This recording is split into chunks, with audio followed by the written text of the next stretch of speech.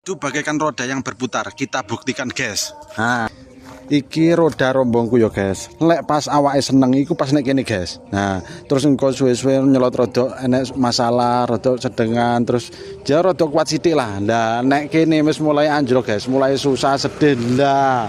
Pas nek ngisor kene iku pas susah-susah ya, guys. Jadi pas bokek kena telek enggak duwe elek wis pokoknya parah-parah enek gini, guys.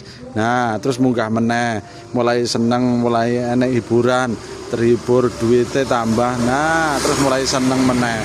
Jadi uripe kaya ngono, guys. Ibaratnya jarine kaya roda yang berputar. Tetapi elingo ora lepas teko takdir Tuhan, guys. Jadi sak muter-muter ya awakmu nek takdire Tuhan, guys. Jadi nek poros kene gak kira ngalih nanti-nanti. Lek awake eling nek kene berarti awake insyaallah selamat. Kira-kira ngono, guys. Filosofi ini, piye menurutmu?